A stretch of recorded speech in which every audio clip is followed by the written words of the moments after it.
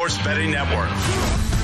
The first full weekend of college football kicks off tonight, and we are exactly 1 week out from the start of the NFL regular season. You love to see it, and we love to see you spending your morning and early afternoon with us talking ball here on the Lombardi Line as we welcome you into Hour 2 alongside three-time Super Bowl winning executive Michael Lombardi. I'm Stormy Bonantoni. We're coast to coast as always. Michael out there at NFL Films today once again. I'm live in downtown Las Vegas, Circa Resort and Casino. Speaking of which, we will have the VP of Ops at this establishment, Mike Palm, joining us for the final half hour of the program. We will get the latest on all things Circa Survivor and Million Contest. Also go behind the book for all of these week 1 games. It's a no way, no doubt day as well, coming up in about 15 minutes, so get ready for that. But Michael, where we're going to kick off Hour 2, like we always do, with a little what's on Michael's mind. What can't you get out of your head this morning? Well, we have a clip. I think we should play it first before I talk about what's on my mind, because John Lynch has finally gotten to the point where I've been for the last month. Go ahead, Elliot. Roll the tape. Was it communicated to Brandon's camp at any point, say, last few weeks, that he would be expected to practice starting? Yeah, I'm not going to get into our communication again, but, there's, at some point you got to play. Some point you got to play, Stormy. I've been saying that for a while. Football players play football. You want to get paid. You want to get your game check. Look, this being nice hasn't worked out at all for the 49ers. Come on in. Enjoy our wonderful buffet. Have a nice hotel room. Sleep well. We'll tape your ankles. We'll give you the greatest medical care you could possibly have anywhere in the world. But don't work. At some point, enough is enough. Like, either you take the Cleveland deal. Adam Schefter was on Pat McAfee today saying that Cleveland's compensation and contract was satisfactory to his agent. Cleveland's compensation to the 49ers was satisfactory, and yet he turned that deal down. So, what do you want to do? You just want to continue to create a problem? You just want, I think what's happened here is if he signs a contract, nobody will be wondering what's Brandon Ayuk up to. Well, stop talking about it. I think he's narcissistic. At some point, either you play football or you don't. I'm finally happy to see John Lynch say enough is enough. Somebody's got to stand up. I know we are all so worried about, being too politically insensitive. We're running a $9 billion business. Mm-hmm. And if one of your employees doesn't want to work, who's highly compensated, then you have to do something about it, or the rest of the employees are going to wonder what the hell's going on. Well, that's why I'm just frustrated that this isn't over with, Michael, because you put it up perfectly that he has had these other opportunities. If it was about money, if it was about being paid what he feels he deserves to be paid, he could have taken a bag elsewhere. He wants to stay in San Francisco. He showed his cards. He put them on the table. We know that you want to be here. So it's not like they're tossing you pennies, right? This is still a big deal that they are giving you. It's just not a Justin Jefferson deal, which if you think that you're Justin Jefferson, then your mind's not right. Right. And if you think you deserve, then take the Cleveland deal. Yes. Look, money is money. It's green. It's going to be green in Cleveland. It's going to be green in California. It's going to be green in Ohio. It's going to be green in Santa Clara. It's going to be green. So if that's what your motivation is, and look, I don't begrudge anybody. Just say what your motivation is. Just say it. Also, by the way, seeing through Twitter this morning, Brandon Ayuk not at practice yet again today after missing yesterday's first practice. Jamar Chase with the Cincinnati Bengals, similarly not at practice today. Zach Taylor admitting yesterday he spoke a little bit too quickly on saying that Jamar Chase was going to be back at practice throughout and expected to see him in week 1. Potentially not the case anymore. Which one of these players do you think is out on the field first? Well, I think Ayuk has to be out on the field first because, to me, I would suspect the 49ers are going to be off Friday, Saturday, Sunday, and Monday with their players. I think today's their last practice day. So the next 4 days, it's not going to matter. But when he comes in that building on Tuesday, either he plays or he gets suspended, one of the two. There's not going to be any leeway here. Either you're going to earn a game check, but we're not paying you a game check to have you eat our food and hang around and do nothing. You got to look your teammates in the eye. See, this is the other thing. Everybody wants the guy to make money. Everybody's rooting for him to make money. But there's a time when football players got to play. And you have to help your teammates. And you've got to do the things to help your teammates play. You just can't be sitting back there worrying about yourself. I mean, this is so selfish on his part. Either take the deal or get out. Like, you have options. You can't have your cake and eat it too. But the 49ers deserve some of the blame here too. They play too nice. I would have kicked them out of the building 2 weeks ago.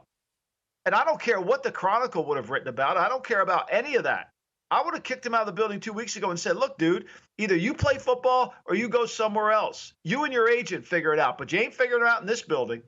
We know John Lynch is fed up, to your point. I'm fed up, but I'm glad to see that you're on board and you're maybe more fed up than me, which is nice to hear, Michael. I appreciate that. I need that energy today about this. Also, still waiting to find out what's going to happen with Trent Williams as well. Unfortunately, NFL Network insider Mike Garafolo said that there is not really much progress happening there. The best left tackle in the National Football League looking to be unavailable. Kyle Shanahan said that as of now, he's preparing for that Week 1 Monday Night Football game against the Jets to be without both Brandon Ayuk and Trent Williams. We've seen that spread continue to tick down. The 49ers only favored now at home by 3.5. Keeping it in the NFC, we got some news out of Philadelphia as well, Michael, that corner James Bradberry is expected to miss an extended period of time with a lower leg injury.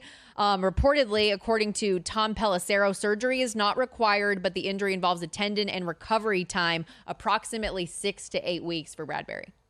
Yeah, well, look, Bradberry was not very good. He's not a corner. He can't cover anybody. When he got cut by the Giants, he was a zone corner. The Giants wanted to play man-to-man.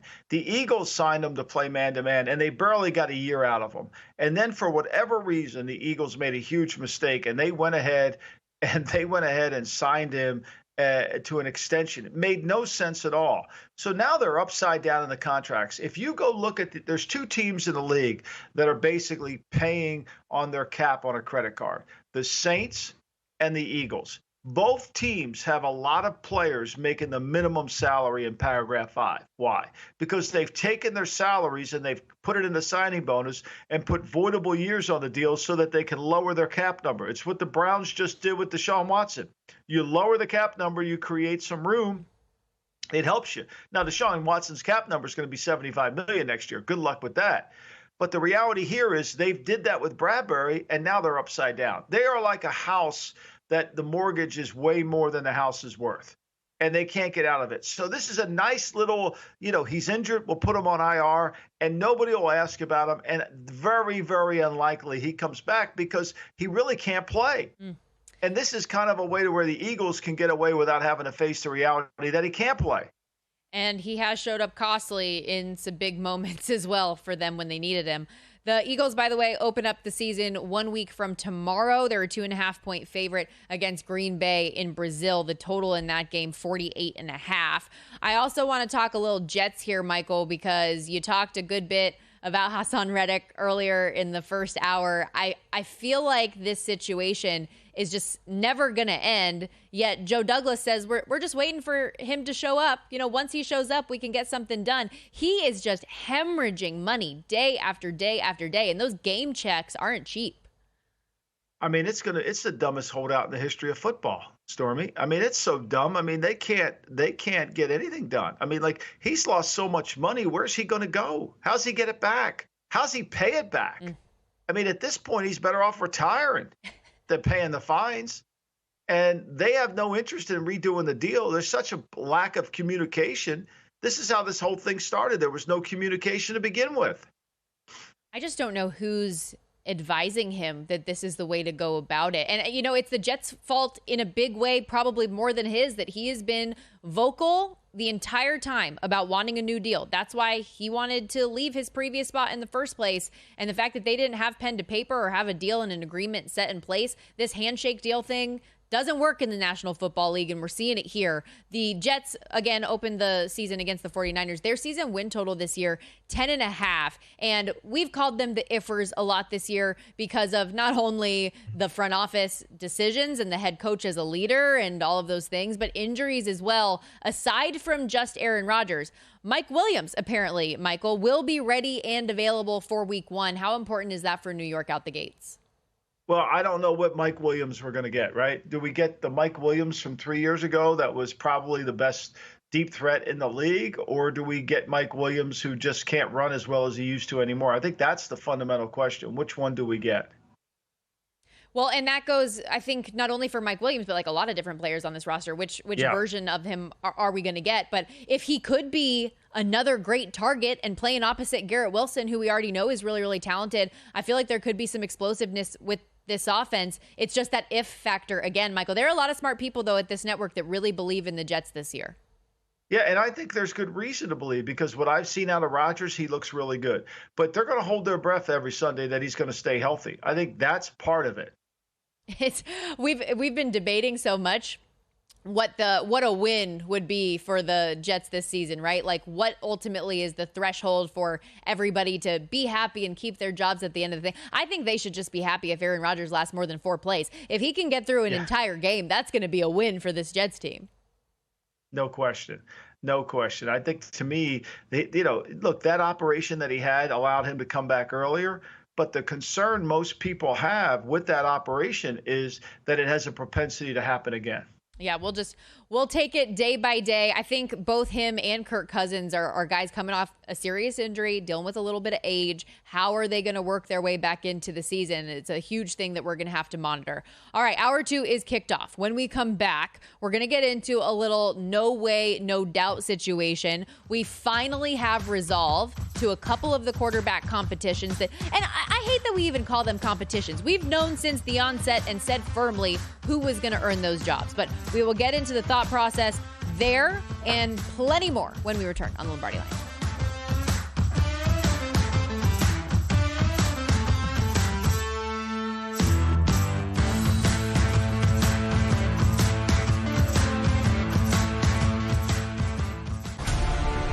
Less than 1% of people that are remaining in Survivor. It's gut-wrenching. It's completely taken over my life the last 5 weeks. The rest of your Thanksgiving Day absolutely ruined. You are out of Circus Survivor. Wow, I wish I didn't talk to you. Obviously, there's a lot of haters I have right now because they want to chop, and this money means a lot to them. You can feel the money.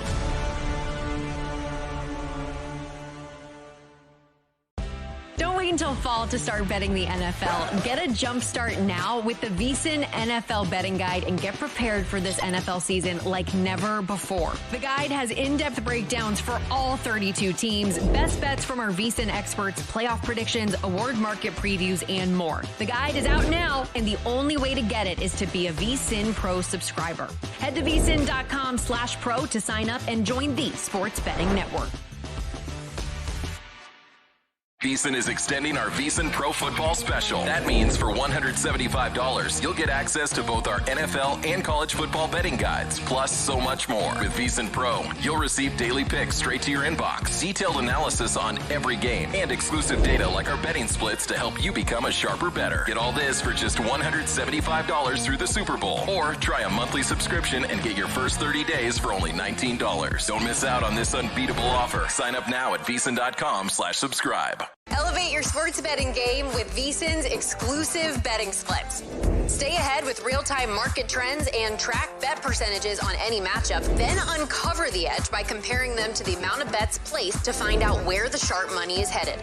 Upgrade to VSiN Pro to access betting splits, live odds, line moves, power ratings, and in-depth game analysis. Go to VSiN.com/pro to join VSiN, the sports betting network.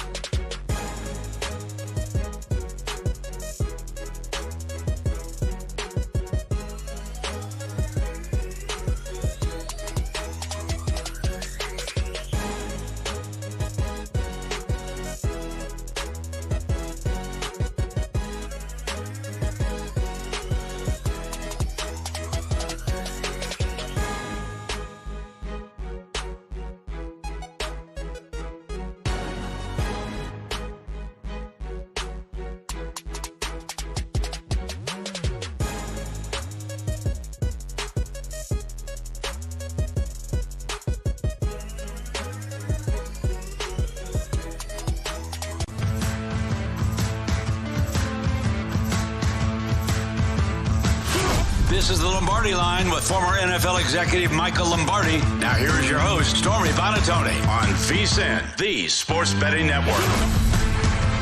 Do you disagree with these takes? No way. No way. Or do you approve? Oh, no doubt. No doubt in my mind. No diggity, no doubt. It's time to ask Michael Lombardi, no way or no doubt.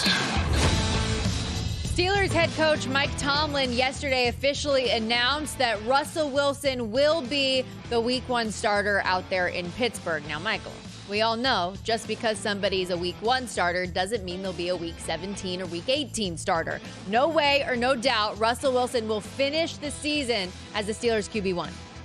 No way. No way. I think it's too hard for him to really operate and play well. I haven't seen enough evidence that he can. He makes mistakes, and if he turns the ball over, Mike Tomlin's got to look at his team and say to his team, Justin Fields gives us a chance to win. They think Justin Fields could play. There's part of that locker room that believes in Fields. And if there's a little bit of mistakes by Wilson, he's got to make that move.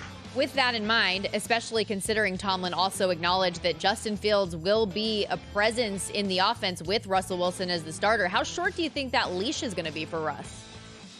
Well, I think if he turns it over, really short. I think it goes longer if he doesn't turn it over but doesn't make plays. I think there's opportunity where if he keeps missing throws or not making the right reads, that takes usually about 4 to 6 weeks. But if he's turning the ball over, it'll be a quick hook. Another quarterback battle that has been settled is in New England, with head coach Gerard Mayo announcing earlier this morning Jacoby Brissett will be QB1 for Week 1 against the Cincinnati Bengals. No way or no doubt, Michael, Jacoby Brissett will start more than half of the Patriots' regular season games this year. No way. I think he's on a 4-game leash. I really do. Wow. I think 4 games is going to be enough. And then I think they're going to go to Drake May. I think they're going to get this team the month of September to extend preseason. And then I think at that point, they'll make the decision to go to Drake May. Look, they have high hopes for Drake May, and they should. He looked good. And I think ultimately they'll give him that opportunity.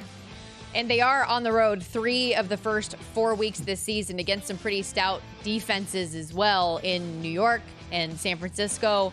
New York Jets, by the way. They've also got Seattle and the Cincinnati Bengals those opening 4 weeks before things ease up a little bit against the Miami Dolphins, who defensively we're not necessarily sure what they're going to be. But Michael, is that the right choice, you think, to start Drake May still even that early in the season? Well, I think they have no choice, right? If they're 0-4 and Brissett's turning the ball over, there's going to be a movement within the whole community. We got to play the guy. And I don't think Mayo is strong enough to sit there and stand by his convictions and say, look, it's not the quarterback's fault. I think it gives them a chance to, refresh their team once they get the offensive line. But that offensive line is going to have a hard time getting structured right. Oh, yeah. They're brutal to watch, and as evidenced by even the last preseason game where they're playing a Washington Commanders backup defensive line and struggled mightily and had penalties up the wazoo. The New England Patriots had 4 wins last year. Their win total this season sitting 4.5. There's a little bit of juice on the over, though, at -135. So apparently the book thinks they can get at least 2-5. Now, they are opening the season in Cincinnati against the Bengals, where they were as high as a 10-point underdog.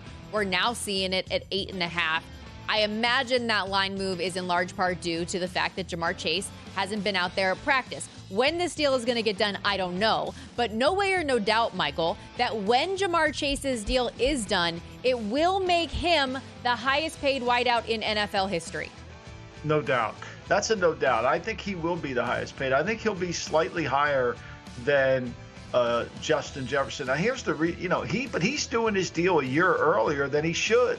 And it's because they did a deal early with Joe Burrow. So I think that's had an impact on it. But for me, I think he will be. He deserves to be in that category near Jefferson, and I think they'll get him just a little bit over it. That's what they did with Burrow. The one thing I still struggle about with this whole conversation is hearing Mike Brown's comments from earlier this offseason, where in what felt like the same breath, he's talking about Jamar Chase and saying, we know what a special talent he is. We're going to take care of him. He's going to get paid. But also saying, that said, I don't think that it's going to come this offseason. Meanwhile, all Jamar Chase has done is hold in, hold out, not be out there on the field now. Even when Zach Taylor expected him to be here and be available week 1, we're not sure anymore. Yeah, I mean, that's the issue, right? At some point, you got to make a decision either you're play or not. Look, Mike Brown can easily say to Jamar Chase, yeah, I've got you for 4 more years. You have a contract. You have to honor it. And he said, well, I'm not going to play. Well, okay, that's great. You're not going to play, then retire. Then just retire and pay me back the signing bonus that I gave you. Yeah. People think the player has a lot of leverage. Yeah, if you don't want to play, that's fine. Don't play. But you're not going to have leverage. Either you honor the contract. That would be like the team saying, well, we're not going to pay you because we don't feel like you're worth it. We'll cut you. Well, okay, there you go. Yeah, it feels just like John Lynch's comments on Brandon Ayuk. At some point, you've got to play, which leads us to this next no way, no doubt, Michael. The question being, no way or no doubt, the 49ers will be without both Brandon Ayuk and Trent Williams for their season opener on Monday Night Football next week. I think they'll have Trent Williams. That's just my gut. I think they'll have Trent Williams. But I can't, I would say no way that they'll have both. No way they won't have both of them. No doubt they'll have one of them. I'll say that. I don't know if you can hear that in the distance, Michael, but I think it might be a hallelujah chorus. I would love, please, God, let us get Trent Williams on the field for week 1. I do not trust the offensive line without him. That left side in particular, so important. This is an offense that's predicated on the run. We need to protect Brock Purdy. I keep saying we again. I've got to get this out of my vernacular when it comes to the 49ers. I just can't help it sometimes. Let's talk a little college football here quickly. We got 21 games on tap tonight, a full slate of college football in week 1 across the entire weekend, which inevitably means we're going to get some upsets, Michael. We saw that already in week 0 with Georgia Tech and Florida State. No way or no doubt, at least one top 10 team will lose outright this week. No doubt they will. Really? I mean, I just think, I think the whole rating is all messed up. We saw it last week. I just don't think you can rate what you can't see. It's hard to rate what you can't see. The predictability, these teams have had so many different looks and changes. I think it's impossible. So for me, I think ultimately that's the case. You can't predict these teams that we think are really good are going to be good. Okay, which one would you say would be more likely? Is it Texas A&M, who's a favorite now against Notre Dame, who's number 7 ranked in the country? Is it West Virginia and Penn State? Or is it Clemson and Georgia? Which would be the most likely upset of the 3? I think West Virginia is the most likely upset. I know a lot of people that are playing West Virginia on the money line. That's how confident they are. Look, Drew Aller's got a lot of talent. He's very inconsistent. Now look, they hired the offensive coordinator from the University of Kansas to come in and help. Kansas offense was good last year, so that could help a lot, right? But I think ultimately, this Penn State team, which is good, but West Virginia, they're playing down in Morgantown. And look, it's hard. When Jeff Hostler's father was the head coach down there in Morgantown, that was a tough place to play. You're not getting a lot of calls down there. Yeah, I noticed that Elliot on the graphic didn't put a Western Kentucky and Alabama upset. It's okay. I understand. You got to pick your moments. Nor did he put the Missouri getting upset either. He's going to avoid that. What's that spread now? Like 42 and a half? 46. Whew. Yeah, don't get me started there. This is fun. We got one more interesting one, Michael. I don't know if you saw this from Broncos general manager George Paton. He was asked if he thinks Zach Wilson has starter upside still. His response, no doubt, he has starter tools all over. So no way or no doubt, since he's stealing our words here for this segment, Zach Wilson will become a starter in the NFL again in his career. I would say no way, because I'm not sure anybody's going to buy into him like they have. They're selling right now. And look, I got to be honest. I mean, George Paton's history of evaluating quarterbacks after the Russell Wilson fiasco isn't very good. That's a good point. I do appreciate Sean Payton's comments on Zach Wilson, though, saying, hey, my job is to try to get you to make money again in the future down the line. So we'll see if Zach Wilson can do something. I liked the phrase that he said he has starter tools, because we have seen moments with Zach Wilson. He absolutely does have starter tools. Mm-hmm. Whether he has a starter demeanor. The demeanor is the problem. He doesn't have a starter's mindset. It's too many games. It's too hard. You can play good in one game. It's hard to have you got to be relentless. You got to be willing to really grind your teeth. Now maybe he'll learn that as he matures. And you've said a few times about him and a handful of players, notably earlier this week when we were talking about Kadarius Toney. there are some guys that you just question their love of the game. Their love of the game. Yeah. Yeah, I don't know how much he loves the game. Now, he's probably been rejuvenated by being around Peyton and being coached really well. But that being said, it's still going to be hard. I like the combo of revitalized and rejuvenated, that rejuvenize. Although, does that sound too much like euthanized? I don't know. The wordplay is getting to me today. Hopefully, Zach Wilson's career is not euthanized. We, on that note, are going to hit the break. Fun stuff as always, Michael. When we come back, final half hour of the program, VSiN host and VP of operations here at Circa Resort and Casino, Mike Palm, will join us on the desk. We'll talk contest strategy, and of course, Palm's pressing three. I should just be cut off from commentary at this point. We'll be right back on the Lombardi Line.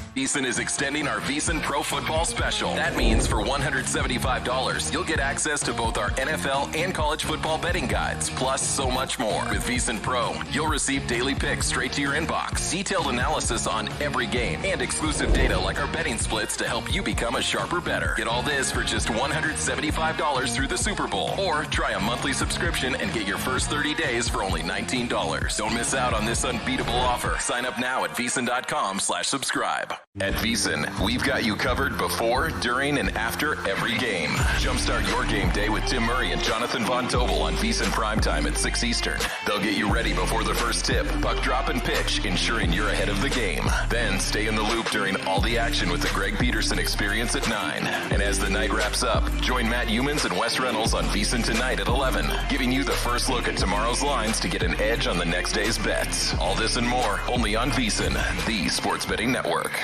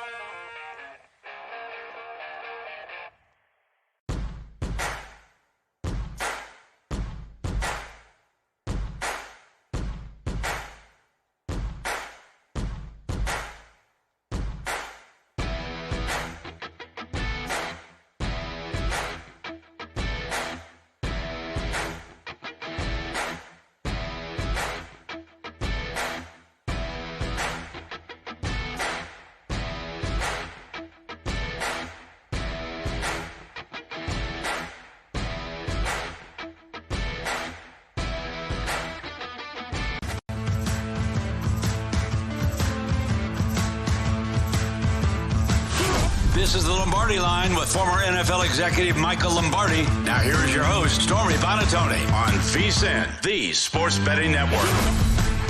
Michael Lombardi and Stormy Buonantony with you as we welcome you back into the program. Mike Palm on the desk with us, VP of Operations here at Circa Resort and Casino, the D, the Golden Gate, all the things. We're going to get the latest on all things Circa Survivor, million contest, talk week 1 lines in college football and the NFL. And, of course, Palm's Pressing 3 coming up in 15 minutes. Mike, how are we doing today? Great. I mean, it's Stormy, look behind you and all the booths that are very actively engaged with players and their proxies, getting them signed up for both contests. So it was a tremendous contest sign-up weekend that we had last weekend. I was kind of down on millions. I thought it would backtrack a little bit. You know, we did 4.7 short of the 6 2 years ago. We did 5.2 last year. I said I thought it would come in at 5, that Derek would have to kick in a whole $1 million this year. But after the surge last weekend and seeing the pacing here, I think maybe we'll do better than last year.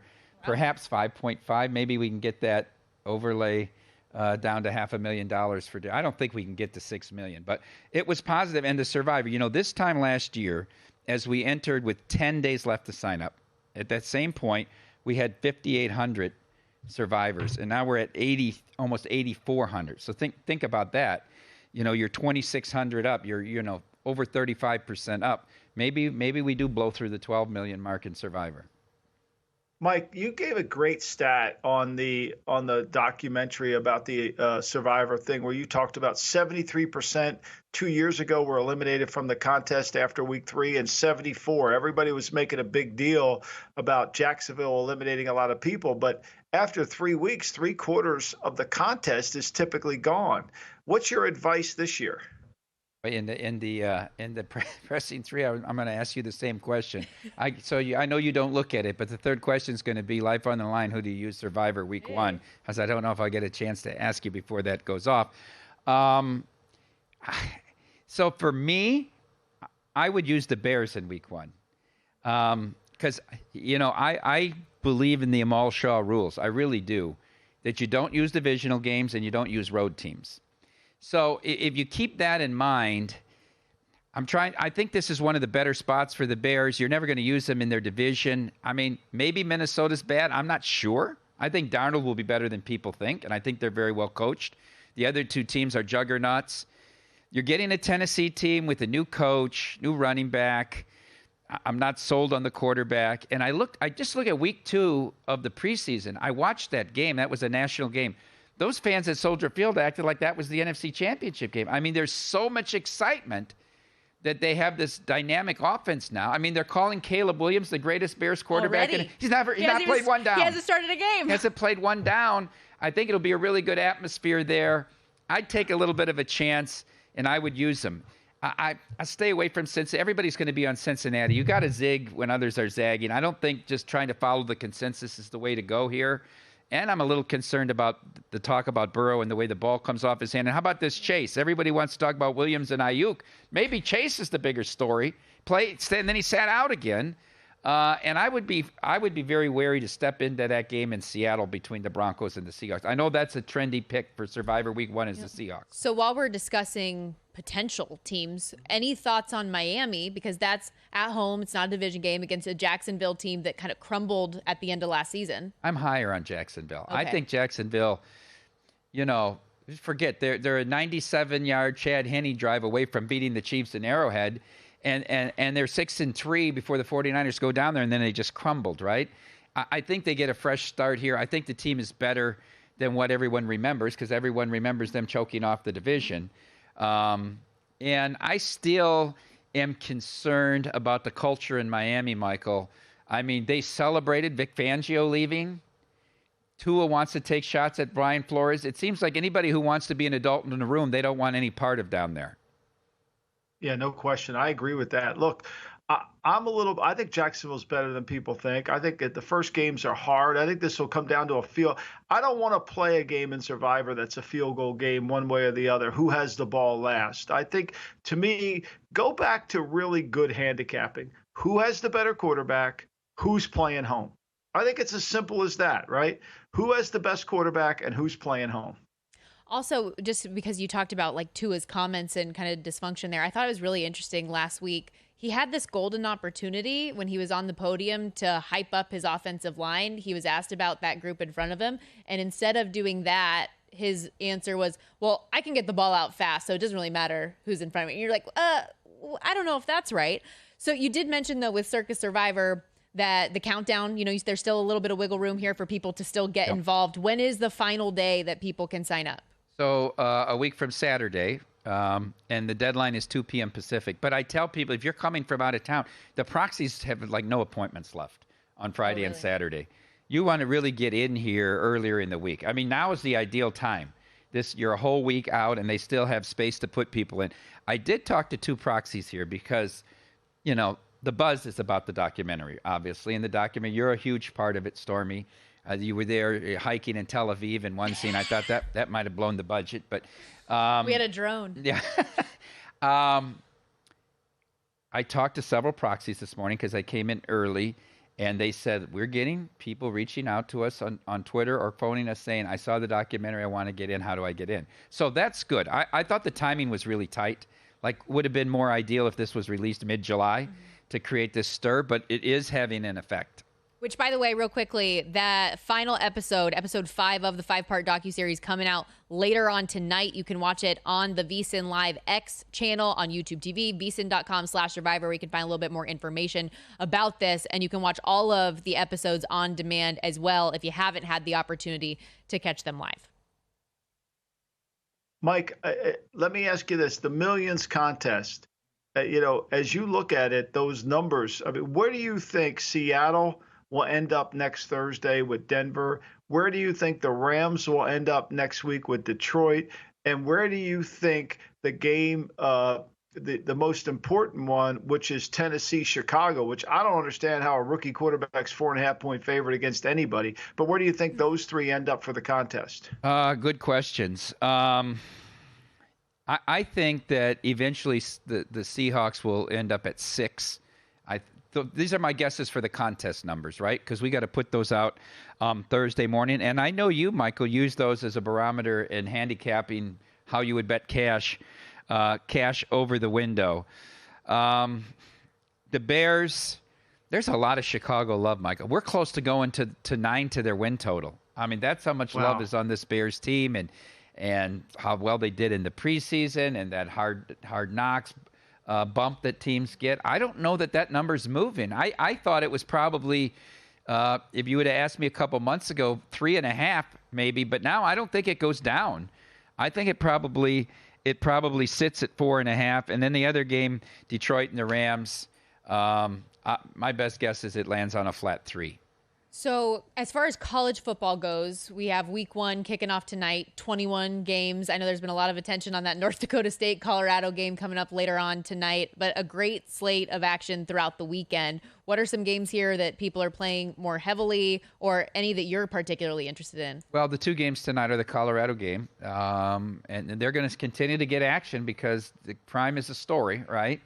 And this is kind of a good storyline clash too, right, between a dominant FCS versus Coach Prime. The other game, Florida and Miami, is a very important game for both those schools. That's getting good action. They're betting A&M. I mean, they're just pounding A&M against Notre Dame, which I guess, Elko would know Riley Leonard's weaknesses. Plus, that's an environment that Kyle Field that a team like Notre Dame never goes and plays in, right? 100,000 people. It's a very different going. They play that ACC schedule. I guess Clemson might be the most partisan thing because usually when they're playing Southern teams, it's neutral site games. They don't have to go. This is a true hostile road game for them. So that's been bet up to 3, and it's actually 3 leaning to go to 3.5. I don't know if it gets there. So yeah, those are the top games. And of course, the game we have here at Allegiant. If you go by what I think the crowd will be, I think this will be a very partisan LSU crowd at Allegiant. And we're having 2 big parties. So we're having a party at Stadium Swim on Friday night for LSU. And Sunday morning, well, it's like 11 to 2, a pregame party for USC. The USC party has 350 RSVPs. The LSU party has 1,500 on Friday night. So It's an interesting it's an interesting dynamic. LSU travels everywhere for every sport. I feel like they always come out. But then you have USC, who's right down the road. It's so easy for them to get here. It's easy for them, but is it a big deal? I mean, is it a big deal if you live in LA to go to Las Vegas? Because you probably do it many times a year because of the short drive. I think for teams that are far away, it becomes a bigger deal. Like for the Wisconsins it's just a big thing to make a Vegas trip out of it. Plus, I'm curious how people are feeling about USC in general this year. I heard that there's not a lot of love lost there for Lincoln Riley out in Southern Cal right now. I'm not sure, but do we get this game again in 3 years? It's on a 3-year cadence, Miami against Utah. Will this be Mormons versus convicts? Because this is Beach versus Bayou. They have nice taglines for this thing. Mike Palm is getting the T-shirts ready. Michael, we got Palms Pressing 3 coming up next. Get ready. We'll be right back on the Lombardi Line.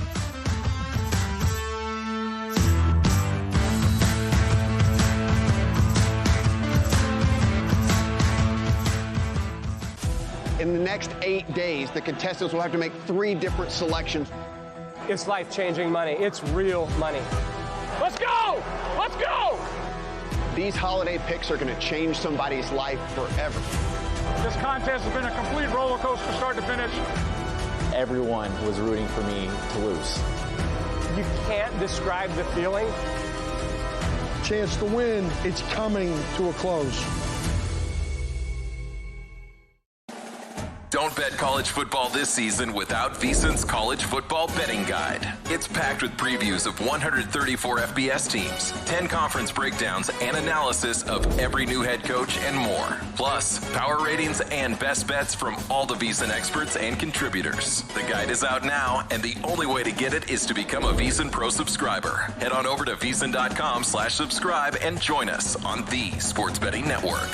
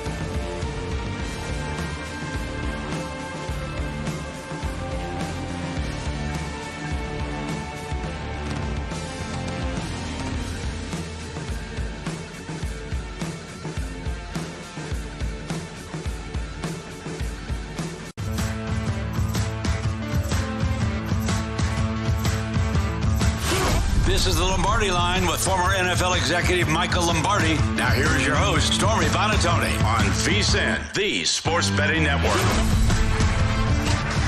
Pressing? Yes, I say it's pressing. This is Palms Pressing 3. Now, my mother told me never to answer a question with a question. Sir, my client has answered every question asked by this committee with the utmost sincerity. All right, let's see if Mike Palm can go 2 for 2 today. Had an epic no hyperbole on Follow the Money this morning, and now time for Palm's Pressing 3. Let's go. And we like to go out in style. All right, Mike, I'm going to go down memory lane again, and you can correct me if, my memory is wrong. But when Bill Belichick turned Matt Patricia, defensive coordinator turned failed head coach, back to defensive coordinator, into an offensive coordinator to tutor Mac Jones, I think, if memory serves me correctly, you were generally positive about that move. Of late, when listening to you, you've been somewhat critical of the hiring of Alex Van Pelt to tutor Drake May. Am I correct in that assumption? And if I am, what's the difference? Well, I wasn't positive. I think Stormy will verify that. I was always concerned about that decision, especially as it related to him coaching the offensive line, which has been the problem the last 2 seasons in New England. They've had no line coach, whether it's been Matt or Adrian Clem. That has been a disaster. This year, to me, my registering of a complaint towards Alex Van Pelt is simply about Mayo. How do you turn around and run a $9 billion organization and be the head coach and say to everybody, well, I've turned everything over to Alex Van Pelt on the offense. Where's your role? Where's your decision making within it? You can't just do that. You got to be able to have the ability to run the offense and be a head coach and do what you need to do. So, look, Alex Van Pelt, I have nothing against him. He got fired in Cleveland last year, and now he got a battlefield promotion where he's the head coach of a $9 billion. It would be like Xerox saying to some middle manager who's selling computer machines out of the back of his Crown Vic that we're going to make you the president of the European division. That makes no sense at all. It doesn't. Like, I got no problem Alex Van Pelt coaching Drake May, but it's got to be within context. It's got to be how we develop them. And then as a head coach, the assistants work for you. They don't work alongside of you. Do you think Bill Walsh told Bob McKittrick, you just run the line, I don't care? Of course not. Tell me when this works. It never works. So that's where my complaint is. And I think that's been the disrupted. Look, when Josh McDaniels was there, Mac Jones went to the Pro Bowl. He won a playoff. He went to the playoffs. He didn't win the game, but he went to one. And it's been downhill ever since. Do you think that with all of the assistant coaches that are out there in New England, that there could just be a general too many cooks situation out there? Well, I mean, first of all, Stormy, that's a great question. And we had a Daily Coach community call yesterday, and we talked about it. Mayo's never been a leader before. He's never been a coordinator. He's been an assistant linebacker coach. Now he's in charge of 25 assistant coaches. There's not enough meeting room space in the New England offices to have a staff meeting, which they don't have anyway because there's no room. And, when Belichick ran it, it was a small, tight, universal group. But to me, it's hard to lead 25 people. It's hard to get all that. I think they're headed for a disaster. I just don't see any positivity. I'm going to make a decision on the quarterback. Listen to his talk out of both sides of his mouth. He's trying to make the media happy. Now, he's got a beautiful runway. No one's going to criticize him. He's very friendly with the media, which Belichick wasn't, so he gets a great advantage from there. But I think we know, if the media likes you or the media wants something to be successful, they won't come down as hard on you as if they don't like you. We see that in all fields. All right, question 2, Michael. Reports are that Cam Ward is getting paid $5 million or more for taking his talents from the Palouse to South Beach as a quarterback of the University of Miami. Here's a question in general, not just specifically to Cam Ward, but in general. Will compensation at the collegiate level in any way affect the way pro teams evaluate and draft players? No question. Now, but here's the real impact, Mike. Here's the real impact. Money like this is going to take rounds 4, 5, 6, and 7 and dilute them. Because what's happening in college is when you're making X amount of dollars and you're going to be a 4th, 5th, or 6th rounder and you're making more than that by staying in school, why wouldn't you stay in school? And this draft here was the first draft. We've had COVID drafts, which were horrible. This is the first draft where these late round picks, 4th, 5th, 6th, and 7th, the Saturday picks are really 150 players are not involved in that draft. So it dilutes the talent pool because those kids stayed in school. And the fact that kids are getting paid in school and, now they don't have to come out early. We're going to get older players, which is better, but we're also going to get guys to stay in school. When before they were saying, look, I got bills to pay. I got to take care of things. I got to go. If I'm a 4th rounder, great. If I'm a 6th rounder, I'll take it. I just got to go earn money. Now they don't have to say that. And you could keep guys in school with this $15 million of player pool that most of these schools are going to have. You're going to be able to give them enough money to where why not stay in school? Why not hit the frat party on Friday night? Why not have Saturday nights to myself? I'm still an amateur, but I'm playing a pro game. Yeah, you get money from the university. You still have NIL opportunities. You get a degree if you stay for a certain length of time. There's certainly benefits to it. Michael, I'm gonna call an audible here. Ooh. And I'm not going to ask question 3. Question 3 is going to be who'd you take in Survivor. We can get to that. I'll leave you time to give a brief answer on that. But you've made a strong case, and I don't know if everyone's listening or wants to listen, about some reasons for regression with the Ravens, including Tucker and his declining stats the last 3 years. Now, longtime defensive line coach Joe D'Alessandris, who took a leave of absence due to a medical issue, passed away. Now, they had hired another D-line coach because they knew he was going to be out an extended period of time. But that's a totally rebuilt defensive line. How impactful will Coach Joe D's death be on them this year?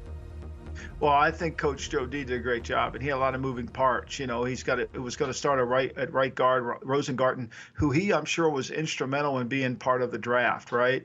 And they're changing up their whole offensive line. And then they bring in George Warhop, who was in Cleveland. He's bounced around a lot, but he has no vested in these players. And I know George really well. George is a strong, opinionated guy, and he feels like if I'm coaching the line, I'm entitled to pick who I want to play. I'm entitled to do what I need to do. And that's typically not what happens. I think that's a huge effect.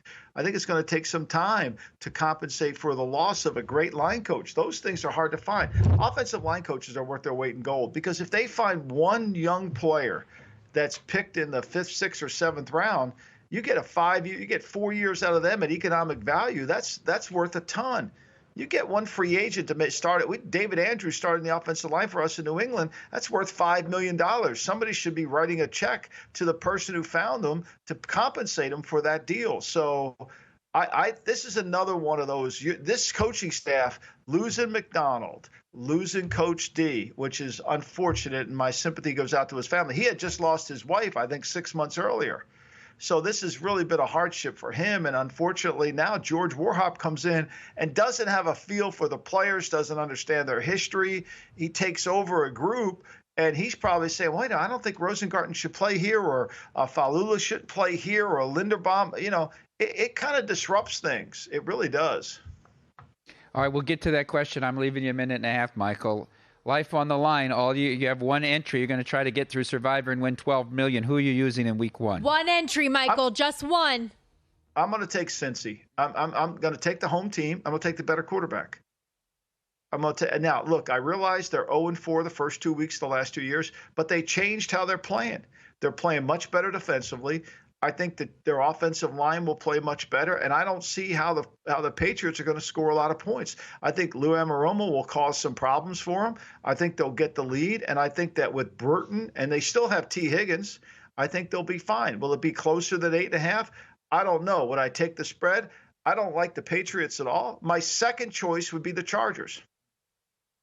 Yeah, I don't know if you've heard, but Michael is not particularly high on the Raiders. I want to see what this Chargers team looks like a little bit, though. But I think you're right, Michael. If you only have one entry, I know we want to zig when others are zagging and all of that. But if you only have one chance, one opportunity, isn't that where you feel the most confident? In Cincinnati? Yeah. Not really. I bet them to win the Super Bowl. I don't want any part of them in this week 1. Me too. This whole week, though, is brutal. Like, I look up and down that week 1 slate. There's nothing that I just look at and say, oh, I love this matchup. I love this team. I don't love it and at all. Monday morning, we're all going to say, why didn't we take that team? That was so obvious. I don't know how you pick 5 games against the spread in week 1. Yeah, millions is going to be chaotic to say the least. I know there are some people, though, that look at the Patriots schedule and just say, I think I'm going to try to fade them as many weeks as I can. I saw somebody tweet that today. You get your first 8 picks in 8 weeks by fading the Patriots every week. How many Survivor entries are you going to wind up with? So I have 2 already, but I think I'm going to add another one before the deadline. Michael, thank you. It's been a fun 5 years. South Point at Circa. Good luck. Michael, you're the man. Appreciate you as always. Everybody have a great day. Sharp Money and Patrick Maher is coming up after this.